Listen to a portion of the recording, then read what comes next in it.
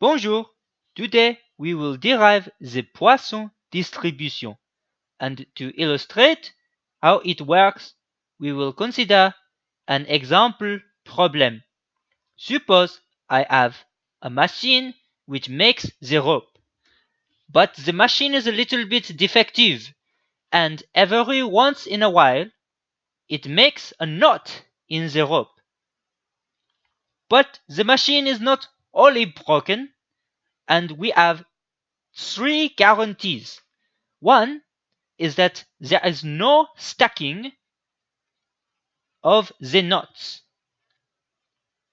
And what that means is that you will never see things like this, where we have, for example, three knots on top of one another. No knots in the same place. Number two, the history of the rope does not matter.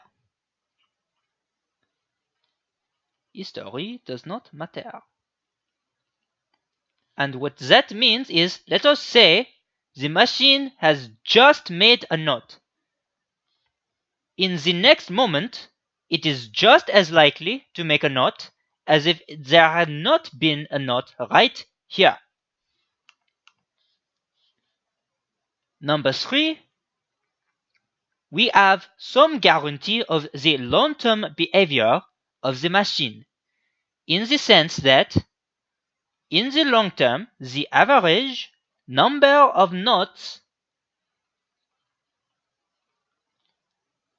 is equal to some number lambda. Okay. The central question that we want to answer is, given some amount of the rope, let us say that we have length equal to L, what is the probability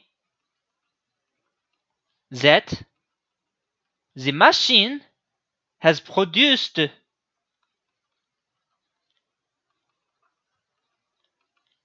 K knots? Okay. First, we will start by considering a discrete case of the same problem. Suppose that we have produced L amount of rope. This was a bad idea. Okay.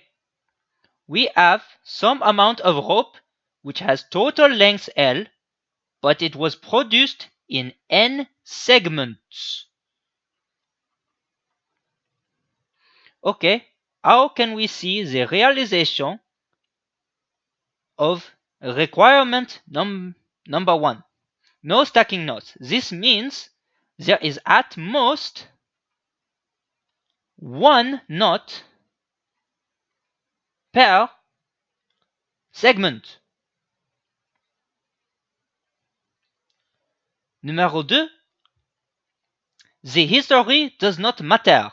This means we can view this process as a Bernoulli process, where the probability that the number of knots happens to be equal to K will be given by the number of ways to choose K segments to have knots given by N choose K multiplied by the chance that a knot has appeared. Let us call that probability P, and because it has happened K times, we will raise it to the power of K. Since we have K knots, this means there are N minus K segments which do not have knots on them, and this happens with probability 1 minus P, which we will raise to the power of N minus K. Numéro 3. The average number of knots is equal to lambda per unit length.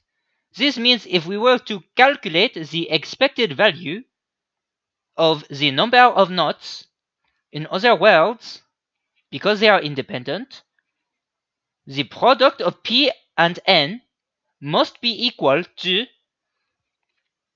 lambda times L. Okay. Now let us write the probability by substituting the definition of P given by requirement number 3.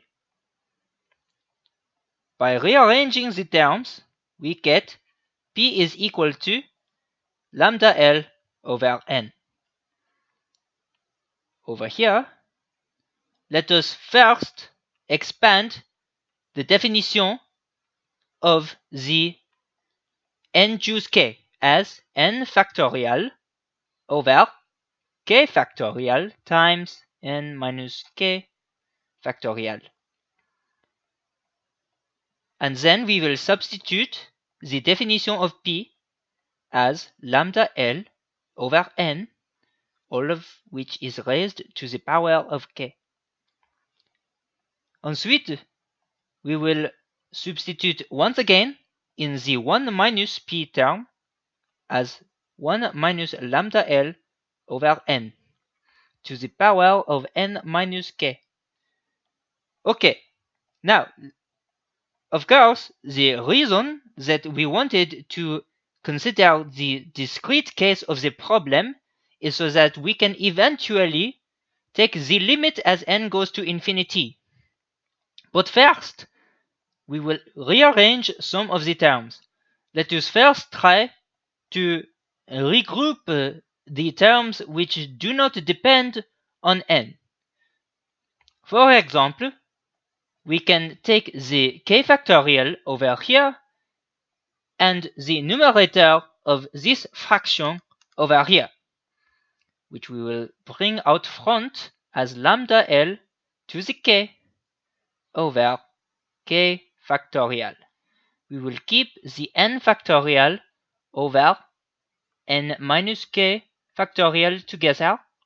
Let us not forget the 1 over n to the k that we left behind.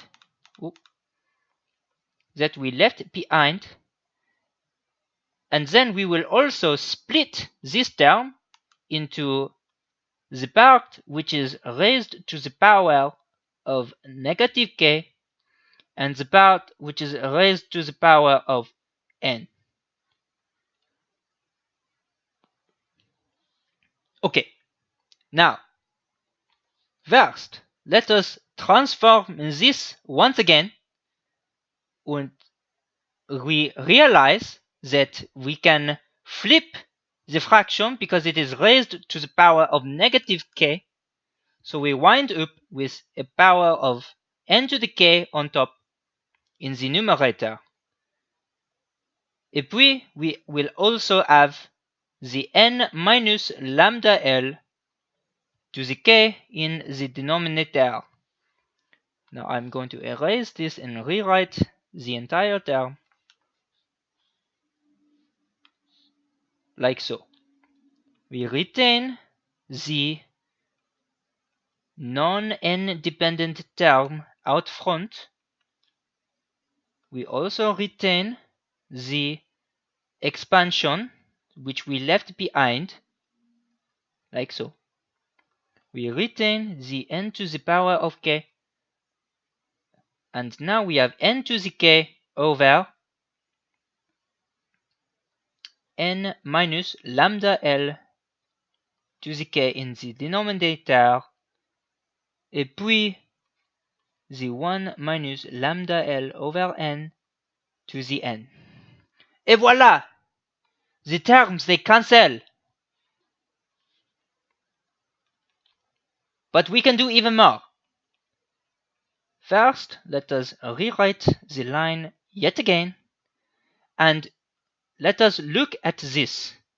This, once we do all the division, will become, we will write this as a fraction, will become n times n minus 1 times n minus 2 all the way to n minus k plus 1. This is all that remains of the product once we have cancelled terms. Ensuite, this will go over here as n minus lambda L to the k in the denominator. And this will remain unchanged at the end of this step. Now look at this. What do you see going on here? This gives us an n in the numerator. We will have n to the k plus additional terms which are at most terms which go as n to the power of k minus 1. And in the denominator, we have n minus lambda L to the k. Once again, a kth order polynomial in n. So it will look the same. That is very important.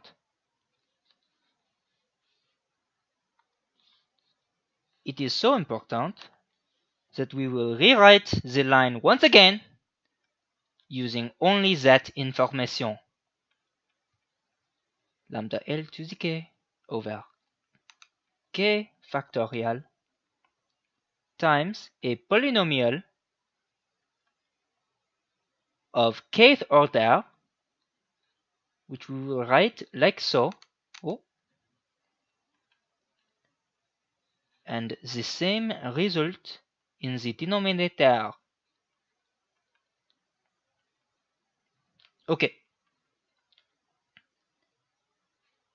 And then, finalement, this term which resists simplification. Now, to erase the intermediate steps, we are finally ready to take the limit as n goes to infinity. Now remember that when we are taking the limit, if the limits of the individual terms, which we will call L1 and L2, if these limits exist individually, then the limit of the product is equal to the product of the limits. But look, the rule given by L'Hôpital states that this will simply be the quotient of the leading terms in the respective polynomials. But that means L1 is just equal to 1. Now, how about this? This term, L2, which has resisted simplification. Recall from calculus that if we regroup this negative sign with the negative lambda L, like so, this is the well-known definition of e to the lambda L. Et voilà! The limit is complete, and we have derived the distribution telling us what is the probability that our rope, now in the continuous version of the problem, has k knots. And this was discovered by Poisson. Voilà.